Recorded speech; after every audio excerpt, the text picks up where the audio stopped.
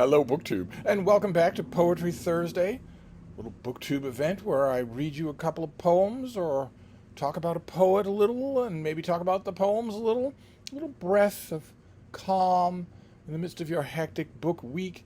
Although the calm is not going to last forever because I'm not just picking poems at random. I'm reading through this anthology, 20th Century American Poetry.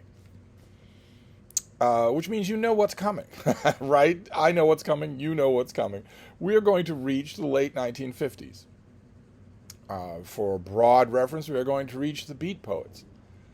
After which, it is acceptable for you to write a poem that has no structure, no scansion, no rhyme, no nothing, and that does not objectively make any sense at all, except to the person who was in the room with you when you wrote the poem and who heard you afterwards, high as a kite and drunk off your ass, talking about what you meant about the poem until 2 a.m, when suddenly the neighbors living next to this apartment that you are behind on the rent with started banging on the walls for you to shut up.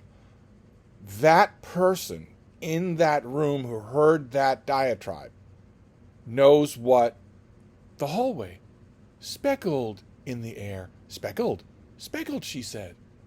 I never liked her. That person knows what that means.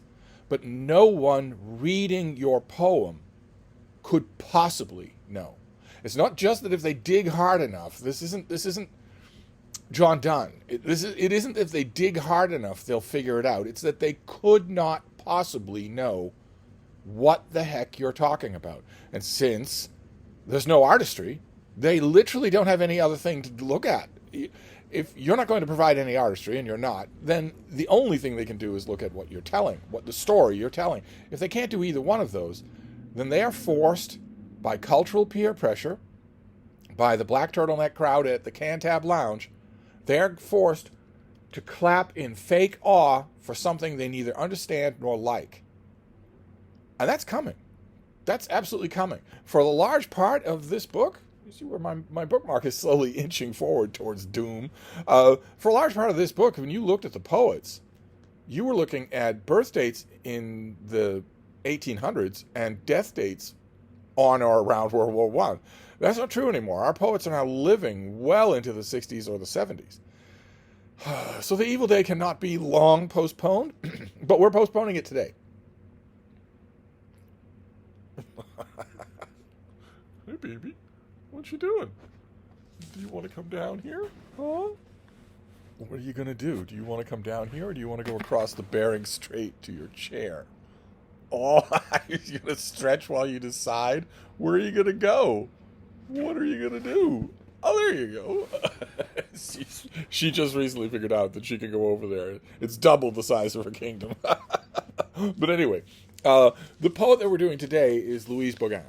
And that's not bad. That's not a bad thing. So I'm going to read you two poems that are interesting for themselves because of how beautiful they are, how incredibly, this is one of the greatest lyricists who's ever put pen to paper in American literature, but also for another reason.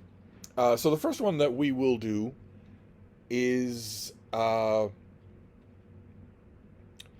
Alchemist. And this is The Alchemist. I burned my life that I might find a passion wholly of the mind, thought divorced from eye and bone, ecstasy come to breath alone. I broke my life to seek relief from the flawed light of love and grief. With mounting beat, the utter fire charred existence and desire. It died low, ceased its sudden thresh. I had found unmysterious flesh, not the mind's avid substance, still passion beyond the will. I absolutely love Unmysterious Flesh. I really wish that someone would write a biography of this poet and title it that. But that poem is from 1923, and it's full of the same impossible yearnings that fill all of this poet's work. But Louise Bogan's poetry was not infinite. Sometimes you get the impression that a poet turns on the garden spigot, the water is gushing out, and they can reach their hand in and just get blasted with that current anytime they want. And the current never lessens. They can just reach their hand in and do that. And other times you get the impression that either the current is lessening, or, as in the case with me that I've found more often, they're more timid about sticking their hand in. They don't trust themselves anymore. Because if the current is inspiration, you sticking your hand in, and the extent to which you don't get cold or blasted away, is the strength of your talent.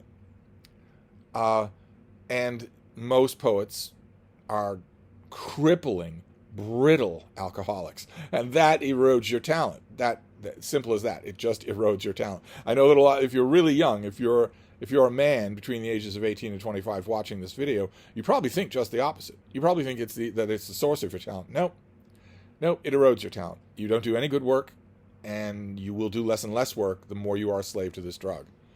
And most poets have been. So whatever the reason was for Louise Bogan, her poetry got less. It lessened. So that the later she went in her life, the less of it she wrote. But I want to read you that poem that we just read, The Alchemist, is from 1923. And now I want to read you a poem from 1968. This is from, I believe, her last poetry collection, the last one that had any original work in it. But even if I'm not, it's still 30 years later. And shows that although the talent can lessen, it can still be there. This is a poem called Night. The cold remote islands and the blue estuaries, where what breathes the restless wind of the inlets, and what drinks the incoming tide, where shell and weed wait upon the salt wash of the sea, and the clear night of stars swing their light westward to set behind the land, where the pulse clinging to the rocks renews itself forever, where, again on cloudless nights, the water reflects the firmament's partial setting. Oh, remember in your narrow, dark hours that more things move than blood in the heart. That last, I left out a syllable in that last stanza, but I would have read it again. Anyway, oh, remember in your narrowing, dark hours that more things move than blood in the heart. And the way I read this poem, it's the seashore, that how did it go? The pulse that renews itself forever. The way I read this, you could read this as a nature poem, the kind that we've encountered many of, where the narrator of the poem discovers a breath of beauty, a moment of renewal or rejuvenation in nature. You could read it that way. I don't read it that way. I read it as the narrator of this poem at the end, when the narrator says, remember in your narrowing dark hours that more things move than blood in the heart. I get the sense from those lines that the narrator is bitter about blood in the heart. That this is a narrator who has become jaded to the poet's favorite subject of the incredible pounding of the blood in the heart. That this poet is saying, there are other things. The pulsing of the blood in your heart is not everything in the world. There are other things that move, that are insensate to love. That's the reading that I have. That may be that I'm just reading too much of the poet's life into that. But the one thing that I wanted to point out here is that they're both equally good, and they're separated by a whole lifetime. So there you go. That is our poet for today. Not a long video. We will be back next Thursday. We're just going to plow through at least until we get to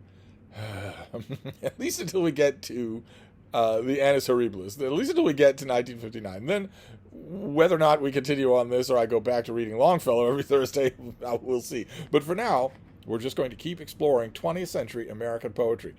So I'll wrap this up for now, and I will see you soon. Thank you, BookTube.